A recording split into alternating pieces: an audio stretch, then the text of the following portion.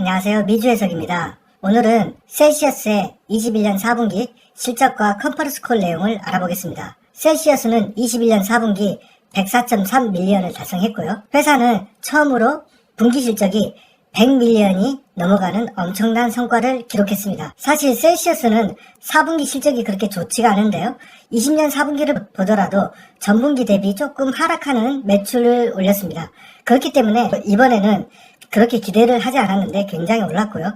특히나 3분기 때 실적이 엄청나게 올랐기 때문에 4분기 때는 좀 주춤하지 않겠냐라고 생각했었는데 그 생각을 여지없이 뒤집어 버렸습니다.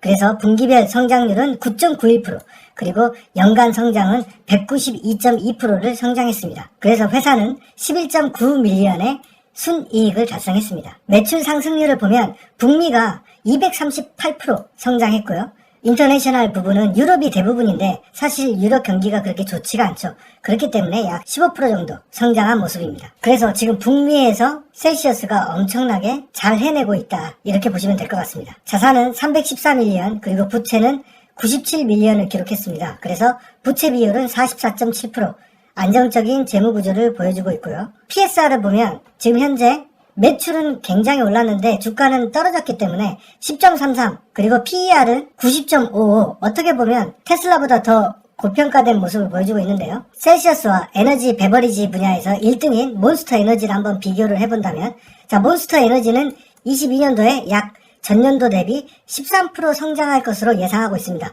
우리가 보통 에너지 드링킹 업계의 성장을 15% 정도 예상을 하고 있기 때문에 업계의 성장보다는 조금 덜한 모습이고요. 그리고 PER은 31.6, 그리고 PSR은 7.4, 어떻게 보면 나스닥의 평균 수준에 거의 가까운 수치인데요.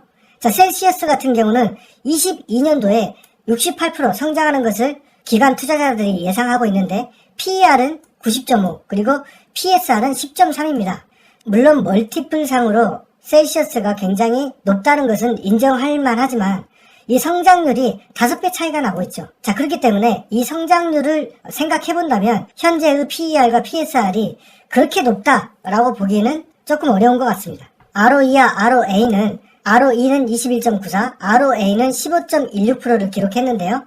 순이익이 높아지면서 ROE와 ROA가 점차적으로 회복하는 모습을 볼 수 있습니다. EPS는 역시 순이익이 좋아졌기 때문에 0.05 증가했고요. 지금 주식의 숫자는 74.82에서 77.70으로 무려 300만 주나 증가했는데요.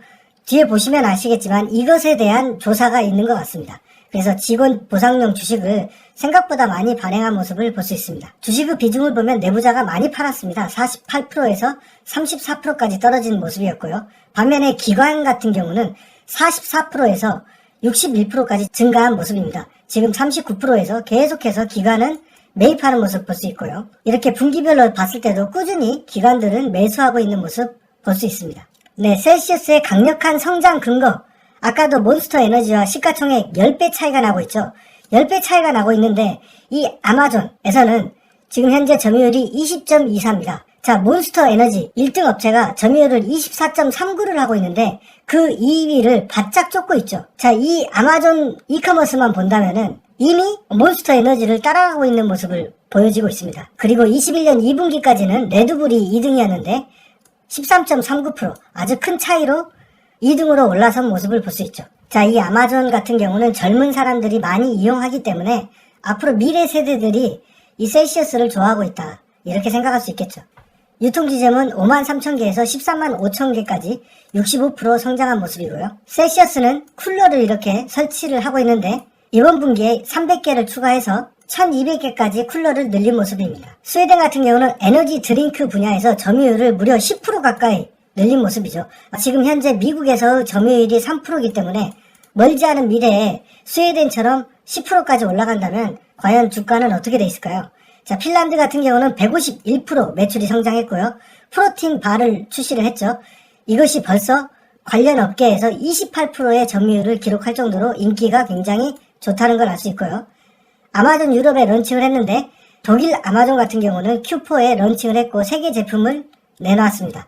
영국은 3개 제품 그리고 6개 바 제품을 내놨고요. 자, 프랑스, 이탈리아는 Q1, 22년도 Q1에 신규 런칭할 예정입니다. 그렇기 때문에 유럽에서도 매출이 성장할 가능성이 굉장히 높다. 자, 컨퍼런스 콜 내용을 알아보겠는데요.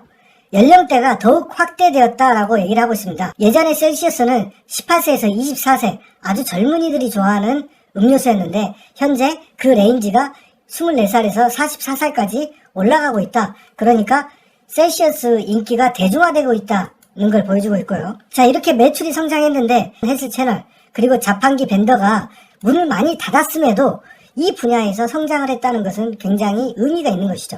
왜냐면은 이 코비드 문제로 아직도 많은 피트니스와 밴딩 채널, 그러니까 자판기 채널이 100% 오픈을 하지 않았음에도 이 피트니스에서만 91% 성장했고 밴딩에서도 186% 성장했다는 겁니다. 자, 그러니까 코로나가 끝난다면은 더 많은 헬스 클럽과 밴딩 채널이 열릴 텐데 그때의 매출 성장이 얼마나 늘어날 것인지 우리가 생각해 볼 수 있겠죠. 그리고 이번에 이제 캔을 또 다시 수입하기로 결정을 했는데요. 21년도에 내내 따라다녔던 알루미늄 캔 쇼티지 문제가 또 다시 문제가 되기 때문에 미리 선제적으로 수입을 많이 하겠다는 거고요. 지금 풀필먼트가 쇼티지가 있을 때는 거의 75% 정도였는데 지금 현재는 93% 이 정도 되고 있기 때문에 이제 선제적으로 수입을 해버리겠다. 그냥 대신에 마진을 좀 희생해야겠죠. 자, 그래서 예전처럼 이 풀필먼트를 못 채우는 그런 상황이 발생하지 않으려고 노력하는 걸 볼 수 있습니다. 자, 원자재 부분에도 인플레이션 영향이 있다라고 했는데요. 원자재 부분도 앞으로 마진율에 영향을 미치기 때문에 지금 마진율이 48%대에서 39%대까지 떨어졌는데 단기적으로는 조금 더 떨어질 가능성이 있을 것으로 보여집니다. 그래서 회사는 22년 3분기까지는 이런 마진에 영향을 줄 것으로 보여지고 있다라고 얘기하고 있고요. 자, 그리고 코스트코의 매출이 미쳤는데요. 1100% 성장했습니다. 자, 그래서 현재 코스트코 매장이 제가 알기로는 미국에서 한 1400개, 1200개인가? 이렇게 알고 있는데 지금 현재 561개밖에 진출하지 않았죠. 자, 그랬는데 이 진출한 561개에서 매출이 폭발했기 때문에 코스트코 전 매장에 확대될 가능성이 높아졌다. 자, 그리고 아까 말씀드렸지만 현재 셀시어스의 에너지 드링크 점유율은 3%밖에 되지 않는다는 거죠. 하지만 아마존의 이커머스 시장에서는 20% 점유율을 가지고 있기 때문에 계속해서 올라갈 가능성이 높다는 거죠. 자, 그리고 우리나라에 대해서도 언급을 했는데요. 자, 말레이시아, 홍콩, 코리아, 그리고 싱가포르에서도 급격히 성장하고 있다라고 얘기를 하고 있습니다. 셀시어스는 자, 미국, 그리고 유럽, 그리고 아시아 이렇게 가는 성장하는 기업의 루틴을 밟고 있는데 자, 미국에서는 약 3% 점유율을 가지고 있고 유럽 같은 경우는 아직은 런칭을 많이 안 했지만 특히 스웨덴 같은 어떤 선진국 북유럽 국가에서는 10%까지 점유율을 올리고 있죠. 자, 그래서 미국의 점유율이 어느 정도 상승하고 그 다음에 유럽도 어느 정도 성장해 준다면은 그 다음은 아시아가 타깃이 되겠죠. 자, 그래서 아직도 성장할 룸이 굉장히 많이 있다라고 보여집니다. 그리고 옴니 채널에서도 계속해서 성장을 하고 있는데요. 샘스클럽과 계약을 맺었고 서클K라는 편의점 회사와 계약을 체결했는데 이게 지금 지점이 15,000개 이상입니다. 자, 그런데 미국에서는 6,000개 정도 있고 그 다음에는 뭐 캐나다나 다른 북미에 있는 거겠죠. 자, 그렇기 때문에 이 서클K가 K하고 계약을 했기 때문에 캐나다 쪽에 진출할 가능성이 굉장히 높아진 거죠. 그리고 최근에 주가가 많이 빠진 이유 중에 하나가 있죠. 주식 보상 프로그램에 SEC 조사가 들어왔는데요. 이 내용이 뭐냐면은 전임 직원들, 그러니까 전임 이사들이 주식 보상 문제에서 뭔가를 누락했다라는 게 이제 주요 이슈인데요. 지금 SEC 파일을 제출해야 되는데 지정된 기간 내에 파일을 제출하지 못했다. 왜 못했냐?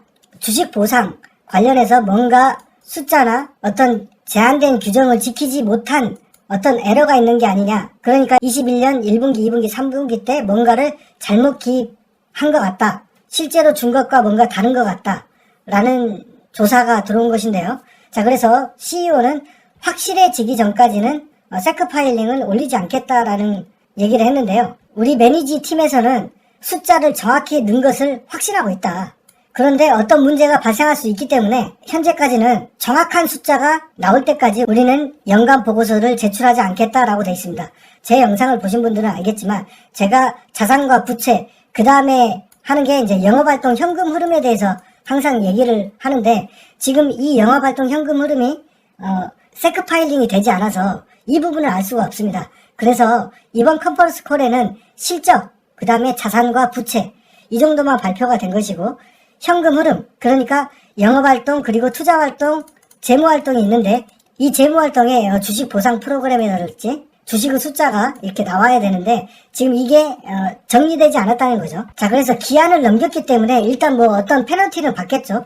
뭐 그렇다고 해서 상장 폐지가 될 것 같지는 않고요. 뭐 벌금을 내는지 아니면은 뭐 사장이 뭐 잘려야 되는지는 모르겠지만 그래서 이런 문제가 있다는 걸 얘기하고 있고 주가도 굉장히 빠졌죠. 실적이 좋았는데도 불구하고. 하지만 뭐 꼭 이것 때문은 아니겠죠. 뭐 항상 셀시어스는 실적 발표 후에는 주가가 계속 빠졌으니까 뭐 일상적인 일인 거죠. 자, 그리고 셀시어스는 현재 굉장히 매출이 늘어나고 있기 때문에 이 인벤토리를 강화해야겠죠. 그래서 6개의 웨어하우스, 이것을 오르빗이라고 얘기를 하는데요. 6개 궤도 인벤토리를 만들고 있다. 그래서 많은 투자자들이 이 인벤토리 걱정을 많이 하는 것 같습니다. 그래서 미 전역의 현재 98%를 제대로 커버하기 위해서 만들고 있고 이동거리 최소화 그리고 배달 지연 최소화를 위해서 만들고 있고 이게 다 만들어지면 이제 마진율도 어느 정도 향상될 것이다. 그리고 이 인벤토리의 약 10에서 15%는 알루미늄 캔, 그 다음에 패키징 재고들이 쌓여 있는데 앞으로 이렇게 더 커지면 어떤 이런 가격 변동에도 어느 정도 자유로울 수 있겠죠. 자, 22년도 마케팅은 얼마나 할 것인가 라고 얘기했는데요. 직원도 더 뽑고 더 다양하게 하겠다라고 얘기했습니다. 지금 UFA에 지금 셀시어스가 광고하는 모습을 볼 수 있는데요. 앞으로 더욱 공격적으로 다양한 채널을 통해서 광고를 하겠다고 얘기하고 있습니다. 현재 알루미늄 캔 전체 상황은 어떤가라고 얘기했는데요. 셀시어스는 좋은 위치에 있다. 왜냐면은 여러 회사와 장기 계약을 했기 때문에 큰 문제가 없지만 지금 현재 작은 회사들, 그러니까 드링킹 관련 작은 회사들이 많이 있겠죠. 그런 회사들은 지금 캔 쇼티지에 어려움에 봉착했다라고 얘기하고 있습니다. 그 다음에 이제 인력과 가스 문제에 대해서도 얘기했는데요. 지금 현재 미국 인력 문제가 심각하다. 그래서 우리도 인력을 구하는데 어려움을 겪고 있다. 그 다음에 잘은 모르겠지만 이 베버리지 음료를, 이 탄산음료를 생산하는데 가스가 많이 필요한 것 같습니다. 그래서 가스 가격이 많이 올랐다. 그래서 좀 걱정된다. 이런 얘기도 나왔습니다. 제가 궁금했던 소식이었는데요. 바는, 이 프로틴 바는 어떻게 돼가고 있냐. 저번 분기에 굉장히 자신있게 얘기를 했었죠. 자, 그래서 많은 파트너십을 맺고 있고 올해에도 굉장히 좋을 것이다 라고 얘기를 했는데 뭐 구체적으로 자세한 내용을 얘기하지 않았습니다. 그래서 지금 바 제품 같은 경우는 핀란드에서 런칭을 했고 28%나 점유를 했다고 하니까 굉장히 좋은 반응이 있었고, 자, 그 다음에는 이제 영국에 런칭을 했죠. 그리고 이제 독일과 프랑스, 이탈리아 이쪽에도 바 제품을 런칭할 생각인 것 같은데, 자, 유럽에서 반응이 어떨지 되게 궁금하고, 여기서 여러 업체와 파트너십을 한다는 것은 미국에서 이 바를 어떻게 생산하고 유통할 것이냐에 대한 문제겠죠. 자, 그래서 아직 미국에 대해서는 정확하게 어떤 생산시설에서 생산하고 유통할지가 결정되지 않았다는 거죠. 자, 그리고 이제 코스트코 진입이 느린 것 같은데 라는 얘기가 있었는데요. 무슨 얘기냐면 코스트코가 뭐 미국에서 뭐 1000개가 넘는 매장이 있는데 뭐 580개면은 절반도 안 되는 거 아니냐 라고 이제 물으니까 사장이 이렇게 얘기를 합니다.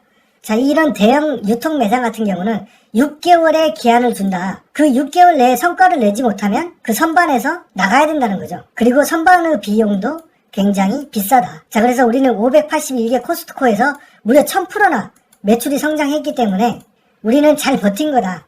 자, 그러면 이제 나머지 뭐 한 600에서 700개 정도 코스트코 매장에 들어가야 되는데 이게 들어가는 게 쉽지 않다는 거죠. 무슨 얘기냐면 뭔가가 나가야 들어올 거 아닙니까? 같은 매장이라 하더라도 우리 매장은 충분히 잘 팔리고 있어. 셀시어스 필요 없어. 라고 얘기하는 매장도 꽤나 있다는 거죠. 코스트코 이 시장에서 굉장한 성장성을 보여준 것은 정말 셀시어스가 대중화되고 인기가 있다는 것을 반증하는 게 아닌가 싶습니다. 앞서도 말씀드렸지만 4분기 실적은 겨울이기 때문에 에너지 드링크 판매가 저조하고 그래서 실적이 떨어질 줄 알았습니다. 여태까지 그랬었고요. 그런데 엄청나게 성장해버렸죠. 정말 대단한 셀시어스다 라고 얘기할 수 있고 모든 부분에서 매출이 성장했고 셀시어스를 구매하는 연령대의 레인지도 굉장히 폭넓어졌다. 그리고 아직 코스트코도 절반밖에 진출 못했고 그 다음에 컨비니언스, 그 다음에 편의점에도 이번에 미국 내에 6,000개 그리고 전체적으로 따졌을 때 15,000개나 되는 서클K에도 이제 들어가기 때문에 아직도 룸이 많이 있다. 샘클럽에도 진출하고 유럽 아마존에 본격적으로 진출했기 때문에 앞으로 매출 성장 안 봐도 비디오겠죠. 그리고 미국, 유럽에서 어느 정도 성장을 해준다면 그 다음은 아시아도 적극 공략하지 않겠냐. 저는 이 바에 대한 기대감이 컸는데 핀란드에서는 굉장히 인기가 있음을 증명했지만 그 외 지역의 확장이 약간 주춤한 모습을 보여줬습니다. 디테일한 로드맵도 제공하지 않았고 미국 내에서 어떻게 생산할 건지에 대해서도 지금 몇 분기가 지났는데도 아직까지 결정을 하지 않은 모습은 조금 아쉬운 부분이었습니다. 네, 셀시어스에 대한 21년 4분기 실적이었고요. 비록 멀티플은 높지만 강력한 성장성이 앞으로 더욱더 기대되는 회사가 아닌가 그렇게 생각합니다. 네, 시청해주셔서 감사하고요. 행복한 하루 되십시오. 감사합니다.